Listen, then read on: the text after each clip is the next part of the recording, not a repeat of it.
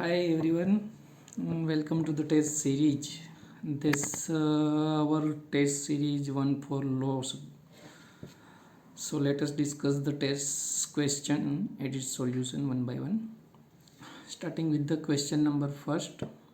The Sign Infotech Limited was registered as a public company and there are 76 member, director and relative 36, employee 12, ex-employee 8, couples 7 couple holding 14, other 6, total number 76. Board of director of the company proposed to convert into public company. Advise the board of director about steps to be taken for conversion into private company, including the reduction in the number of members if necessary as per the company act 2000. तो question में है कि 76 member है, private limited company, Sign Infotech limited company है, public company है, उसको private में convert होना है। तो आपकी एडवाइस चाहिए कि भी क्या स्टेप लेने पड़ेंगे और नंबर ऑफ मेंबर में क्या रिडक्शन करना पड़ेगा, क्या करना पड़ेगा। तो सबसे पहले आपको प्रोविज़न पता होनी चाहिए कि प्राइवेट कंपनी में क्या रिक्वायरमेंट है, पब्लिक कंपनी में क्या रिक्वायरमेंट है मेंबर की। जैसे प्राइवेट कंपनी में अभी पता पहले 50 मेंबर की थी, लेकिन अभी 200 मेंबर्स की लिमिट है। तो अभी ऑलरेडी हम 76 मेंबर यानी कमी है 200 से। तो सेक्शन 2 सबसेक्शन 68 कि private company can not have more than 200 member. In private company में कन्वर्ट करने की प्रोसीजर क्या है पब्लिक कंपनी, तो पासिंग ऑफ स्पेशल रिजोल्यूशन और नेम क्लोज यानी कि मेमोरेंडम ऑफ एसोसिएशन का नेम क्लोज जो प्राइवेट लिमिटेड ऐड करना पड़ेगा, लिमिटेड है वहाँ पे तो नेम क्लोज चेंज करना पड़ेगा। और दूसरा है obtaining approval of the central government and filing the necessary form, filing of the document along with printed copy of the articles and association. तो ये सारी प्रोसीजर है पब्लिक कंपनी को प्राइवेट लिमिटेड में करने की। और प्राइवेट कंपनी में 200 मेंबर की लिमिट है और अपने में ऑलरेडी 76 ही मेंबर है, तो मेंबर रिडक्शन करने की ज़रूरत नहीं है, ये प्रोसीजर फुलफिल करके कन्वर्ट हो सकते। उसके बाद है question 2। SLR private limited is the company registered under companies act with A paid up share capital of 45 lakhs, turnover of ₹3 crore. Explain the meaning of small company. Examine following in accordance with the provision of the Companies Act. Whether SLR Private Limited can avail the status of small company. Second, what will be your answer if the turnover of the company is ₹150 crore. ये question है related to small company. Small company की definition क्या है? Small company की definition है section 2 subsection 85 of the companies act में paid up capital not exceeding 50 lakh rupees or such higher amount as may be prescribed which shall not be more than 10 crore and turnover as per the last profit and loss account not exceeding 2 crore rupees।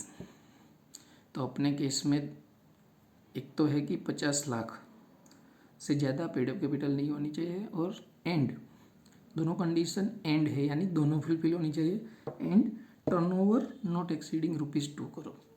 तो ये कि इसमें अपना 45 लाख यानी capital तो 50 लाख से कम है लेकिन टर्नओवर 3 करोड़ से ज़्यादा है, यानी स्मॉल कंपनी का बेनिफिट नहीं ले सकती, स्टेटस नहीं ले सकती। लेकिन सेकंड क्वेश्चन में what will be the answer if turnover is 1.5 crore.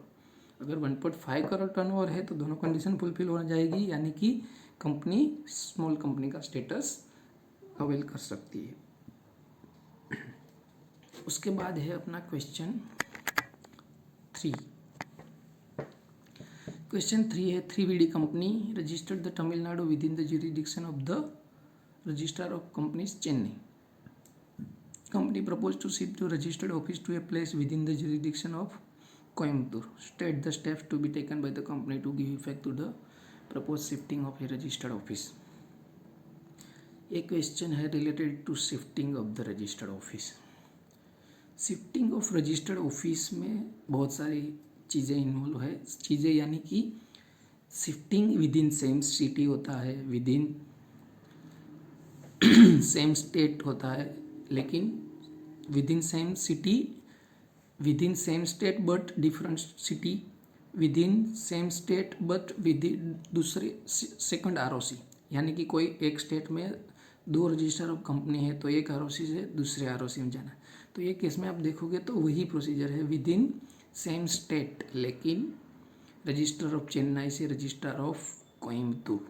तो क्या प्रोसीजर फॉलो करनी पड़ेगी? तो आपको ये एक स्टेप याद रखना पड़ेगा कि रजिस्टर ऑफिस कैसे शिफ्ट हो रही है, with in same state, with in same city हो रही है, एक सिटी से दूसरे सिटी हो रही है सेम स्टेट में, एक आरओसी से दूसरे आरओसी सेम स्टेट में हो रही है, या एक स्टेट से दूसरी स्टेट हो रही है। तो अपने केस में स्टेट सेम है लेकिन आरओसी बदल रहा है। तो प्रोविजन क्या है? Section 12 of the companies act, change of the registered office from one city to another city and from one ROC to another ROC but the same state will require board of directors approval plus general meeting में special resolution plus both ROC approval। यानी कि जो ROC से आप shift हो रहे हो और जो ROC में जा रहे हो दोनों ROC की अप्रूवल चाहिए। यानी कि आपको ROC का पावर जो रीजनल डायरेक्टर के पास है उसके थ्रू आपको अप्रूवल लेनी पड़ेगी फॉर्म 23 फाइल करके, INC 23। तो confirmation of change is to be given by the company within 30 days of application made. Such confirmation is to be filed within 60 days of the receipt. In final, registrar has to certify the change within 30 days of receipt of confirmation। यानी कि आपको same state है same लेकिन दूसरे ROC में जाना है, board approval, special resolution, regional director की अप्रूवल यानी कि INC 23 फाइल करके अप्रूवल लेनी है और इस हिसाब से प्रोसेस फाइल करनी है। सो कंपनी इस तरह से फाइल कर सकती है और रजिस्टर्ड ऑफिस शिफ्ट हो सकती है। उसके बाद है अपना question 4, group of individual intent to form a club namely budding pilots flying club as limited liability company. एक ग्रुप है लिमिटेड लाइबिलिटी कंपनी बनाना चाहता है फ्लाइट्स और पायलट्स की ट्रेनिंग के लिए। उसने डिसाइड किया है कि एक कंपनी को सेक्शन 8 यानी कि नॉन प्रॉफिट ऑर्गेनाइजेशन के सेक्शन में इनकॉर्पोरेट करके 10 साल के लिए बनाएंगे और उसके बाद डिजोल्व कर देंगे और जो भी एसेट्स लाइबिलिटी बचेगी वो डिस्बर्स कर देंगे among the member as a usual process to allow under the company. Examine the feasibility of the proposal and advise the promoter. Section 8 यानी कि non profit organisation. Section 8 company incorporate करने के लिए कुछ चीज़ें, कुछ कंडीशन आपको फुलफिल करनी ज़रूरी है। क्या है condition? It has in object promotion of commerce, arts, science, sports, education, research. यानी कि सेक्शन 8 कंपनी का ऑब्जेक्ट ऐसा कुछ होना चाहिए for the promotion of commerce, arts, science, education, research, social, religion, charity, इस तरह का। दूसरा है उसका intents to apply its profit if any other income in promoting its object. यानी कि उसका कोई भी प्रॉफिट या बिजनेस इनकम होती है तो उसका इंटेंशन यही होना चाहिए कि ये प्रॉफिट भी वो वही ऑब्जेक्ट में यूज़ करेंगे। Intents to prohibit the payment of dividend to its member. यानी कि जो भी सेक्शन 8 कंपनी के मेंबर है उसको डिविडेंड पेमेंट करने का इंटेंशन नहीं होना चाहिए। सेंट्रल गवर्नमेंट में be issue licence allow that person और association to be registered as a limited liability company. ये सब कंडीशन है अगर है तो central government section 8 company permission देती है इनकॉर्पोरेशन करने की। The company becomes operative on receipt of the certificate of incorporation. यानी कि इसमें स्पेसिफिकली आपको सेंट्रल गवर्नमेंट का लाइसेंस होता है। नॉर्मल कंपनी में सिर्फ इनकॉर्पोरेशन लगता है, इसमें सेपरेट लाइसेंस भी लगता है। तो अपने केस में क्या है कि decision of the group of individual to form limited liability company for charitable purpose, ये बराबर है, पर्पज बराबर है, लेकिन 10 साल में उसको रख के फिर डिसॉल्व करके उसकी जो एसेट लाइबिलिटी बचती है उसको मेंबर में डिवाइड करने का इंटेंशन, यानी कि वो सेक्शन 8 में इंटेंशन जो लिखे उससे मैच नहीं होता है। तो यानी द प्रपोजल जो है सेक्शन 8 कंपनी बनाने का वो फिजिबल नहीं है। उसके बाद है section 5, question 5, ACE builders limited issue prospectus which contains miss statement about the prospectus company from A project to be undertaken with an intention to defraud the application for security. Discuss the provision of law. Misstatement in prospectus से related एक question है। अगर company securities या share या कुछ भी issue करने के लिए प्रोस्पेक्टस जो पब्लिश करती है उसमें मिस स्टेटमेंट है, कुछ गलत इन्फॉर्मेशन दी है या कुछ ऐसा दिखाया है जो फ्रॉड करने से रिलेटेड है, तो क्या प्रोविज़न है उसकी पेनल्टी की वगैरह। Section 34 of the companies act, उसमें लिखा है prospectus and miss statement and prospectus. When prospectus includes any statement which is untrue और misleading, where any inclusion or omission of matter is likely to mislead, every person whose authority issue of such prospectus shall be liable under section 447 punishment for fraud, यानी कि section 447 में fraud के लिए punishment दी गई है। ये punishment यहाँ पे एप्लीकेबल होगी मिस स्टेटमेंट इन प्रोस्पेक्टस में। तो 447 की क्या पेनल्टी है, तो पेनल्टी है उसकी not less than 6 months shall be punishable with imprisonment for terms which shall not be less than 6 months but may extend to 10 years, यानी कि 2 साल से 10 साल तक की जेल हो सकती है, और fine involve in fraud but which में extend 3 times the amount involve in the fraud, यानी कि अमाउंट इन्वॉल्व है उस उतने फ्रॉड उतनी अमाउंट से 3 गुने तक की पेनल्टी भी साथ में लग सकती है। लेकिन अगर पब्लिक इंटरेस्ट से रिलेटेड फ्रॉड है इसीलिए है तो 3 years से कम की सज़ा नहीं होगी, यानी कि पब्लिक इंटरेस्ट है, पब्लिक फ्रॉड है तो सज़ा ज़्यादा होगी। उसके अलावा उसमें कुछ एग्जाम्पशन दिए है कि provided further that where the fraud involves amount less than 10 lakh, यानी कि फ्रॉड छोटा है तो एक लिमिट से 10 लाख से कम है और 1% of the turnover of company, 10 lakh या तो 1% of the turnover of the company से कम है, and does not involve public interest, यानी कि पब्लिक इंटरेस्ट इन्वॉल्व नहीं है, then imprisonment for a term extend to 5 years and fine extend to ₹50 lakh, यानी उससे थोड़ा कम है इसमें। सो ये प्रोविज़न है मिस स्टेटमेंट इन प्रोस्पेक्टस से। तो ये मिस स्टेटमेंट इन प्रोस्पेक्टस से रिलेटेड प्रोविज़न, फ्रॉड से related provision, punishment, imprisonment and fine, ये आपको याद रखनी पड़ेगी कि इसमें कौन सी पनिशमेंट एप्लीकेबल होती है। उसके बाद है अपना question 6, modern jewellery limited decided to pay 5% of issue price of shares as undertaking commission, underwriting commission to the underwriters, but the articles of the company authorize only 4% underwriting commission on shares. Examine the validity of the decision under provision of the Companies Act 2013. Modern jewellery limited ने 5% underwriting commission यानी कि share subscription अगर public नहीं करती है तो जो share खरीदने का अंडरराइटिंग देता है वो पर्सन, यानी कि एक एश्योरिटी होती है कि अगर कोई नहीं सब्सक्राइब करेगा तो हम करेंगे, तो उसके लिए उसको कमीशन देना पड़ता है। तो ये 5% कमीशन है। तो एक्ट में क्या लिमिट है ये देखनी पड़ेगी इसके लिए। तो इसमें क्या है, एक्ट में क्या प्रोविज़न है वो देखते हैं। As per section 40 subsection 6 of the Companies Act, may provide that the company may pay commission to any person in connection with the subscription to its securities subject to condition as specified in Rule 3 of the Company's Prospectus and Allotment of Securities Rules 2014, यानी कि एक limit में जो rules में दिया गया है उस लिमिट से तक आप दे सकते हो। लिमिट्स क्या है कि is the rate of commission paid और agreed to be paid shall not exceed in case of share 5% of the price at which shares are issued or at a rate authorized by the article whichever is less ये important है इधर कि 5% दे सकते हो, लेकिन अगर articles में उससे कम या ज़्यादा लिखा है तो दोनों में से जो कम है वो देना है। तो ये केस में 5% देने का डिसाइड किया है, लेकिन आर्टिकल्स में सिर्फ 4% ही ऑथोराइज है, तो कंपनी को विचेवर इज लेस यानी 4% देना पड़ेगा। The payment of the such commission shall be authorized by the company in articles of association paid out of the proceed of the issue और profit of the company.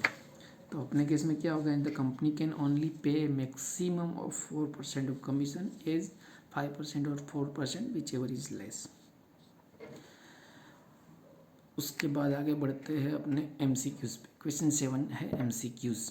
1% company cannot convert voluntarily into any kind of company unless 2 years have expired from the date of incorporation, except where the paid up share capital is increased beyond and its average annual turnover during the relevant period exceeds rupees। ये question है 1% company का, यानी कि 1% company 2 साल तक convert नहीं कर सकती दूसरी कोई भी टाइप की कंपनी में। लेकिन अगर कंपनी का पेड अप शेयर कैपिटल एक लिमिट से ज़्यादा और टर्नओवर एक लिमिट से ज़्यादा होता है तो ऑटोमेटिकली वो कंपनी कन्वर्ट हो जाती है प्राइवेट लिमिटेड कंपनी में।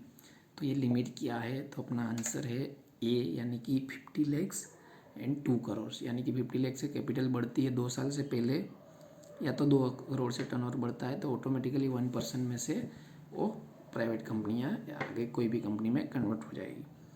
अदरवाइज 2 साल से पहले कन्वर्ट नहीं हो सकती है।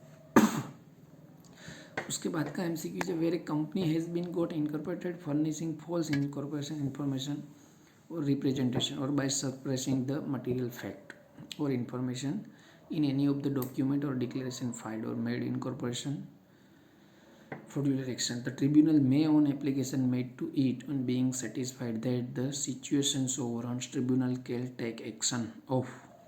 यानी कि अगर फ्रॉड्यूलेंटली कंपनी इनकॉर्पोरेट हो जाती है फॉल्स इन्फॉर्मेशन देके तो ट्रिब्यूनल एक्शन ले सकती है। कौन सा,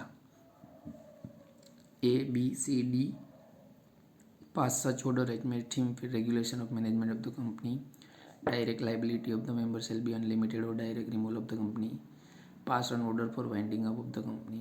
सब ऑर्डर ऐसा है जो ट्रिब्यूनल पास कर सकती है, यानी कि अपना आंसर आएगा D। अगर फ्रॉड्यूलेंटली इनकॉर्पोरेशन होती है फॉल्स इन्फॉर्मेशन से तो ट्रिब्यूनल इसमें से कोई भी ऑर्डर पास कर सकती है। उसके बाद है अपना MCQs 3। MCQs 3 क्या है, mister Ram make application for incorporation in 1 June 2025। He received certificate on 30th June 2025। First को एप्लीकेशन की 30 जून को सर्टिफिकेट मिला।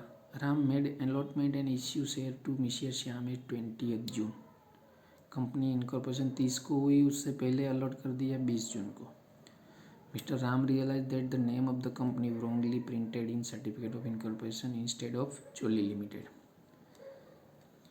Mr. Ram already issued share of the company in the name of Jolly Limited. Whether allotment made by Mr. Ram is valid?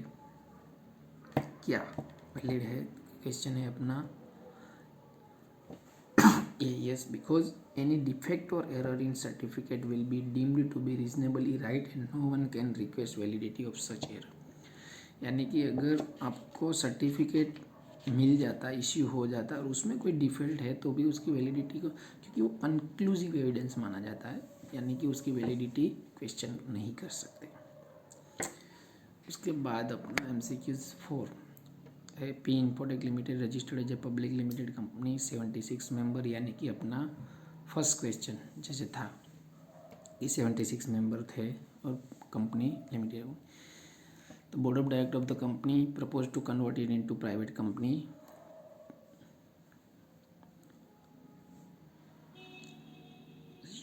State the reduction in the number of members।